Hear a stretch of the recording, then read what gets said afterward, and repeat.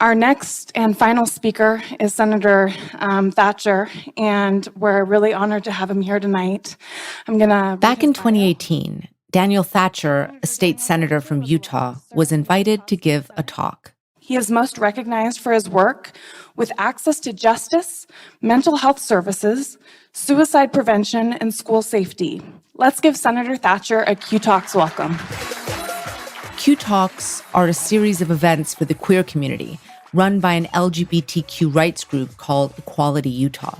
And Senator Thatcher wasn't the typical guest. Hi. I know what you're thinking. Who invited the straight Republican? The reason I'm here today is to talk about the status of hate crimes in Utah.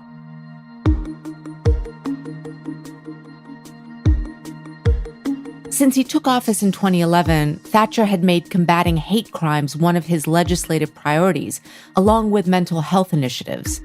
And over time, he'd learned that some of the most at-risk people in his state were trans kids, the same people that his party is now targeting with bills both in Utah and across the country. Anti-trans legislation has become an animating force in the Republican Party, going after everything from youth sports to gender-affirming care.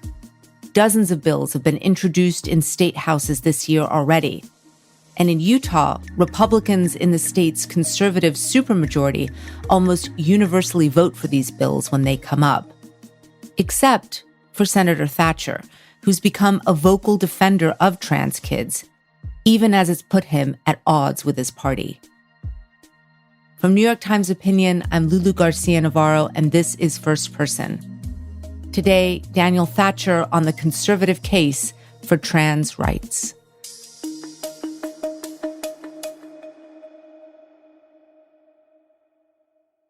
Where are you right now? Right now, I am at my home in West Valley City, Utah, which is a suburb just outside Salt Lake. So it's pretty early. 7 a.m. All right, not too bad. Not too bad. My almost 2-year-old wakes up between 5 and 6 every morning, so. Yeah, I remember that. I've got a 10-year-old, but yeah, that's a killer. That's a killer. So we're gonna get started. Here we go.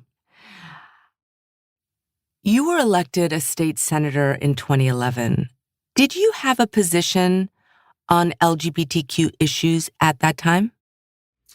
Do you know, at the time, my attitude was more that it's none of my business. It doesn't matter if I like it or don't. It doesn't matter if I understand it or don't. The question is, what should the government do about it? And the answer is nothing. We should leave you alone. That's why when I was deciding to get involved in politics, I looked at both parties and I chose to be a Republican because I believe that the government should do less things to us. And so for me, I was asked about LGBTQ issues when I was running, and my response was always, it's none of my business. It's none of my business. So the GOP focus on the trans community is not new. I mean, there was a spate of bathroom bills back in 2015, 2016. Right. When did this become something that you started to care about? Well, so there kind of were several things came together. For me, a lot of it comes back to working on this hate crimes legislation. And that was kind of what started opening my eyes to the injustice that was happening in the LGBTQ community. The other part of my focus and work that kind of brought me to this position was the work that I've done on behavioral health, suicide prevention. And so as I started operating in the suicide prevention space, one of the things that really stood out to me was how disproportionately it impacts and affects the LGBTQ community, and especially transgender youth. Talk to me about that. How did you come to that realization? What conversations were you having where all of a sudden you're engaging in the mental health crisis and you're seeing that this is affecting one particular slice of the community disproportionately? I was looking through our data. I was looking through the suicide annual reports, and I was looking at areas where my work had borne fruit and we had seen some good outcomes. But the one area that was just still staggeringly, heartbreakingly at risk was transgender youth. And I met some people who kind of shared some stories with me, and they stuck with me. And so there was a transgender individual that I kind of became close to.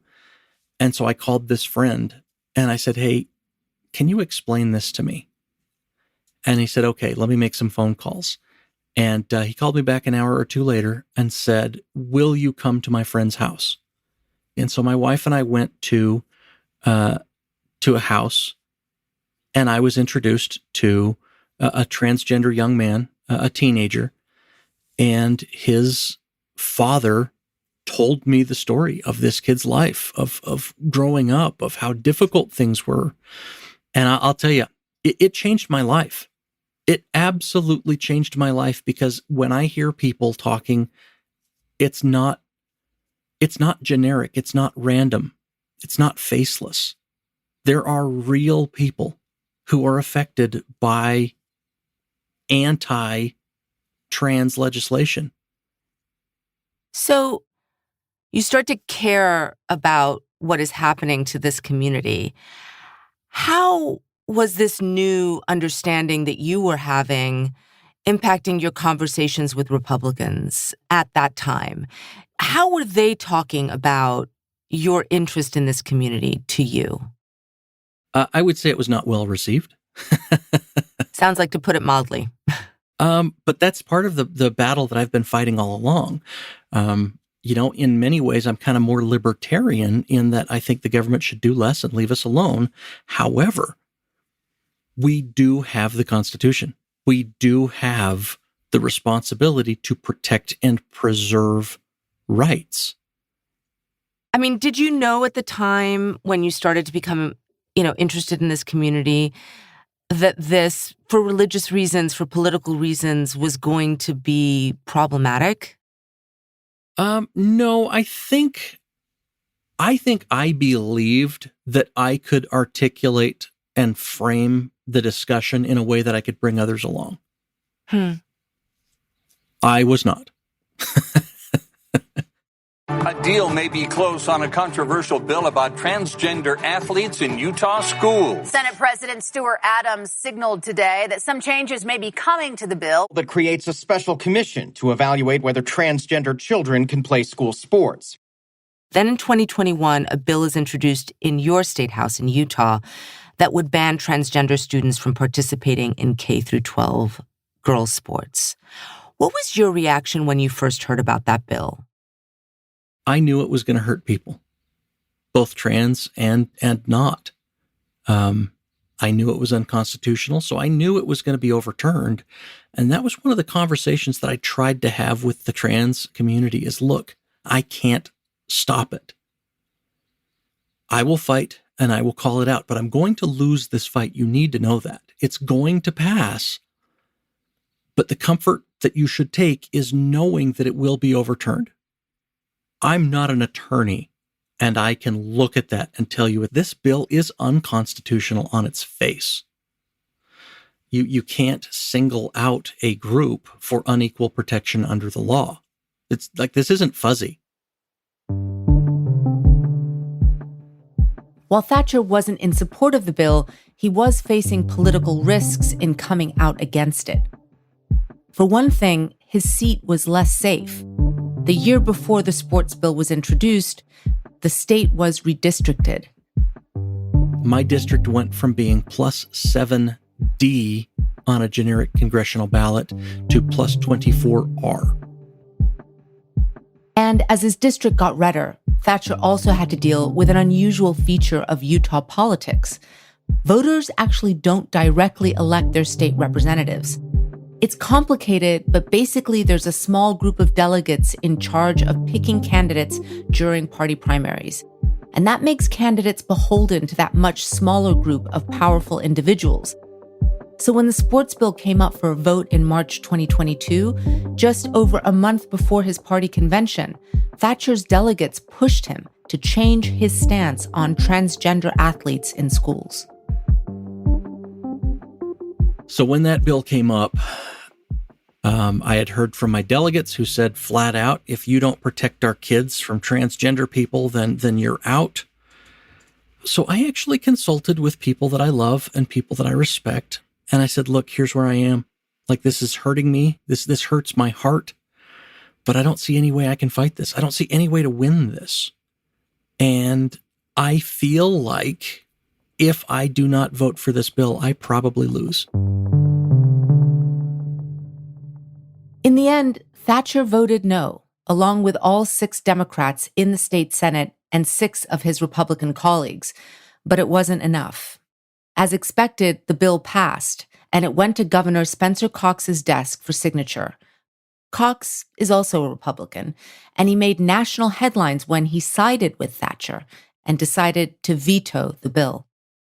In an interview with Fox 13 News, the governor had a message for transgender children in Utah. I want to say that we love you. We care deeply about you. We need you to be okay, and we want to help you in any way possible. Cox's veto letter is drawing national attention. In it, a poignant argument that such laws target vulnerable kids who already have high rates of suicide. I have the letter in front of me here. I mean, in it, he cited the potentially unintended consequences of the law, the flaws in the policymaking process. But, most strikingly to me, what he said was that the issue was overblown, considering that at the time there was a single transgender girl participating in K through 12 female sports in the state of Utah. That is correct. He wrote, quote, "Rarely has so much fear and anger been directed at so few." Yep. The same day the governor sent out that letter saying that he was going to veto it, the president of the Senate responded saying that the legislature was going to vote on whether to override the governor's veto. Did you expect that? I mean, yes. Were you surprised? I knew none of the Democrats would vote to override. I knew I wouldn't vote to override. There's one other senator that has a transgender person in their life. And so I was looking at the math and I was trying to figure out, how do we get to 10? If we get to 10, then we can keep the veto from being overridden. And I couldn't get past 8. I had one person say, look, you get 9, I'll be number 10. But I'm not going out on that ledge if it's not going to do any good. Because most people aren't willing to give up their service on a single issue where they can't make a difference. And that was the decision that I had to make. Not only are you trying to convince Republicans who you thought might be persuadable to sort of join you, but obviously, as you mentioned, you were facing a difficult electoral map. Was there ever a moment that you considered voting in favor of the override? So I did consult leading up to the override with Equality Utah and some friends there, and with the leading transgender voices and with people that I love and care about. And so basically the conversation was this: look, I have 3 Republican challengers, all of whom are completely insane. None of whom would hesitate for a second to, pass a bill that would hurt your kids and hurt your community. If I do what I think I'm going to do, I probably lose. And we had that conversation. And the person that I respect in the state of Utah more than anyone called me up. And she said, don't be so selfish. We need you in the Senate more than we need you to fall on a sword. It was the last person in the world I thought would ever counsel me to do different than my conscience. But here's the thing. She was right. She was right. From a purely political standpoint, she was right. Because I went to, our caucus meeting came after voting against the bill the first time, before the governor vetoed it. After I had voted no, I started meeting with my delegates. Well, I talked to maybe 80 of them. And every single one of them said, we are opposed to the position you took on this bill. So All of them. Yes, I didn't have one single delegate say, we appreciate the principled stand you took. They didn't care. They were so angry that I wouldn't speak out against transgenderism that they told me flat out, if you don't override the governor's veto, you're fired. Look, I'm a deeply religious, deeply spiritual man. And I said, if God wants me to vote against my conscience, then he has to give me peace with that. How do you say it's wrong, but I'm going to do the wrong thing so that I can do more good later?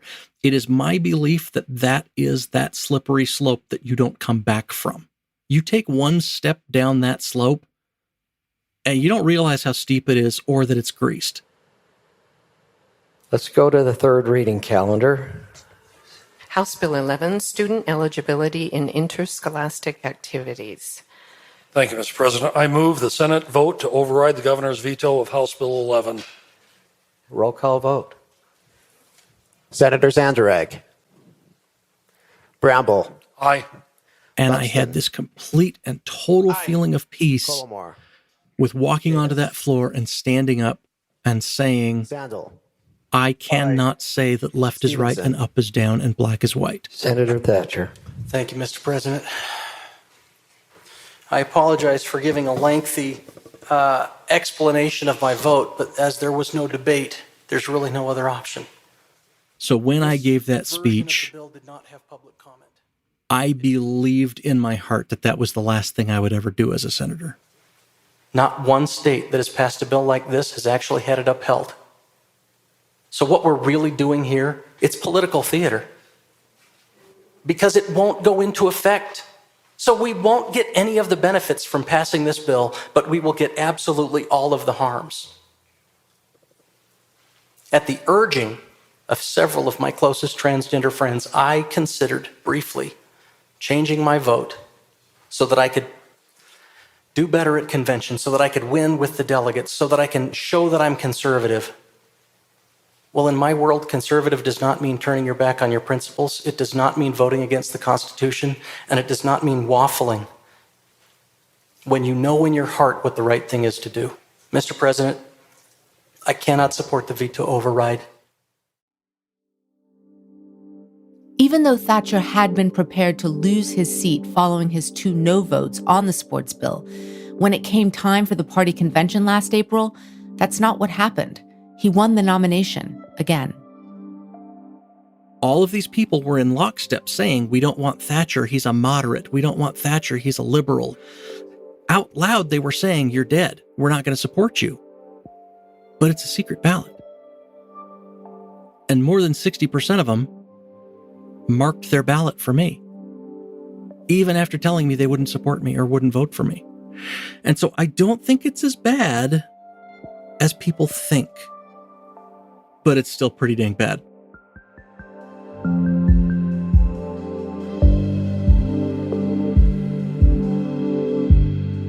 After the break, Utah state Republicans double down on anti-trans legislation. But Thatcher says it's a strategy that's going to come back to haunt the party.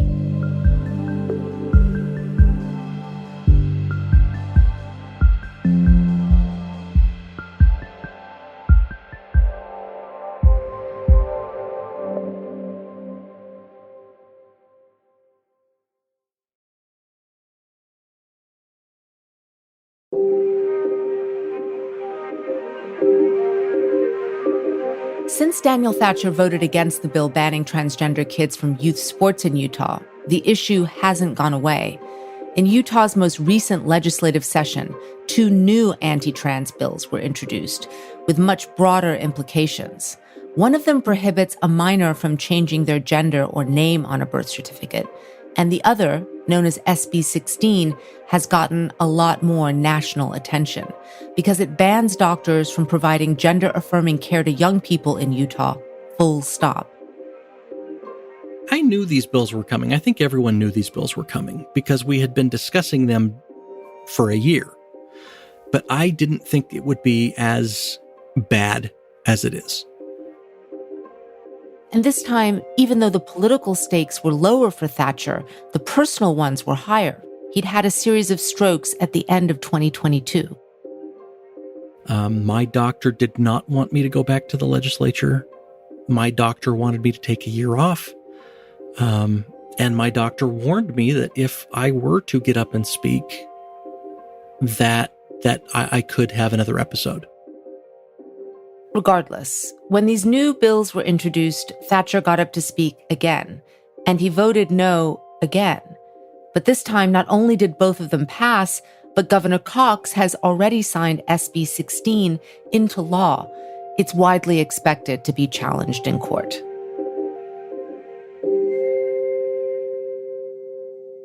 Senator Thatcher, you seem to think that logic and facts can change the minds of your Republican peers. Do you think that they are arguing on this issue in good faith, truly?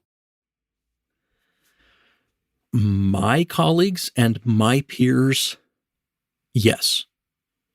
However, there's something behind it.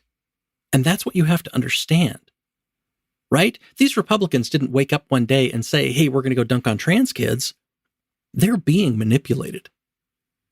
People will believe any lie if they want it to be true or if they're afraid that it's true. So there is some evil force that gets a benefit from pushing specific agendas. Well, I'd like to ask you about that. This is an organized agenda. It is. I mean, it is an organized agenda. A lot of the anti-trans legislation comes from Christian nationalist groups like the ADF, which have pushed copycat legislation all over the country. You've mentioned that you're deeply religious and a Christian. Mm-hmm. How do you separate your own faith and the support of groups like this one? I have had people who claim to be Christian reach out to me and tell me that I can't be a Christian unless I hate certain people. Well, I don't know who your Christ is, but he kind of sucks. But these laws are proliferating as part of an organized and well-funded push, which has become part of the heart of the Republican Party by groups like the ADF. Yeah. I mean, this anti-trans legislation isn't an anomaly. It's part of a legal strategy, which is being enacted in Republican-controlled states. Yes. But as a Republican right now, you are a lone voice almost on this issue.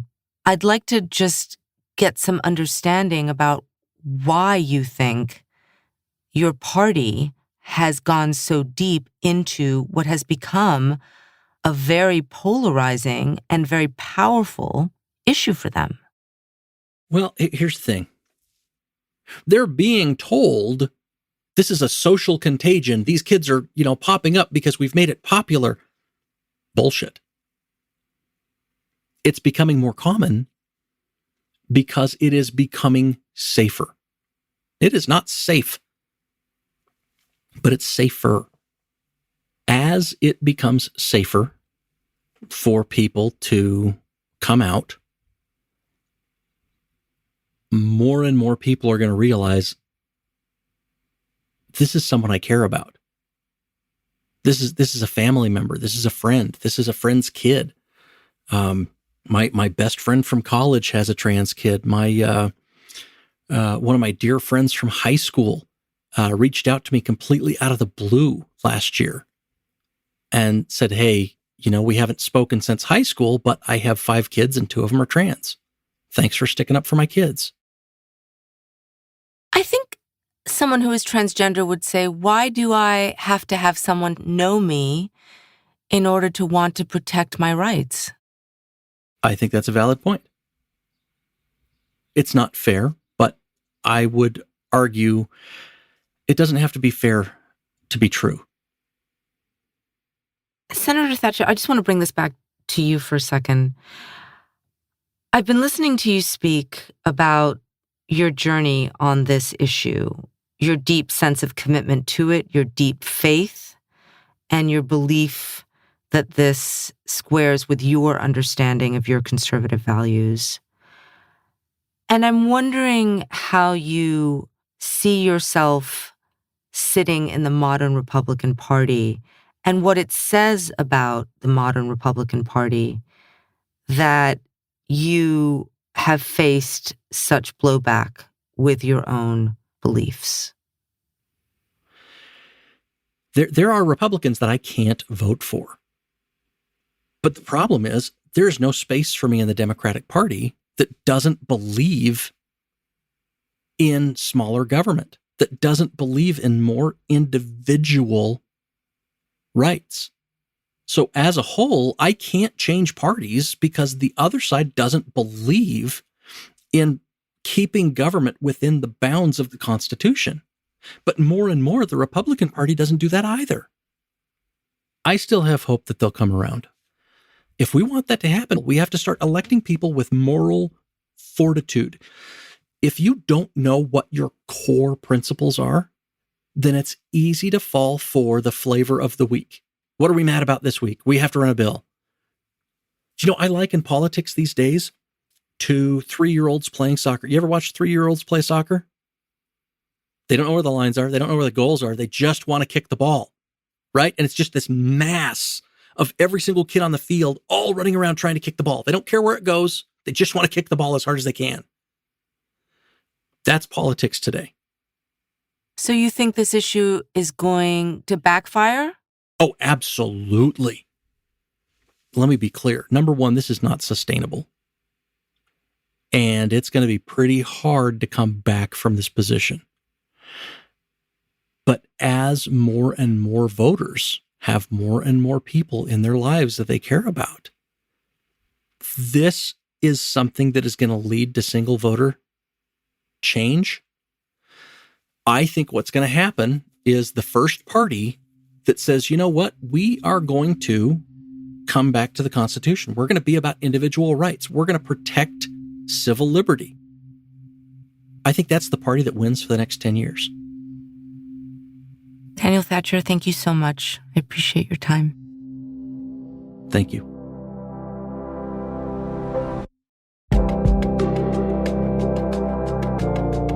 First Person is a production of New York Times Opinion. Tell us what you thought of this episode. Our email is firstperson@nytimes.com, and please subscribe to the show wherever you're listening now. This episode was produced by Sophia Alvarez-Boyd with help from Derek Arthur. It was edited by Annabelle Bacon and Kari Pitkin. Mixing by Carol Saburo. Original music by Isaac Jones, Sonia Herrero, Pat McCusker, and Carol Saburo. Fact-checking by Mary Marge Locker, Michelle Harris, and Kate Sinclair. The rest of the First Person team includes Stephanie Joyce, Olivia Natt, Rhiannon Corby, Wyatt Orm, and Jillian Weinberger. Special thanks to Christina Samuelewski, Shannon Busta, Allison Benedict, Annie Rose Strasser, and Katie Kingsbury. I'm Lulu Garcia Navarro.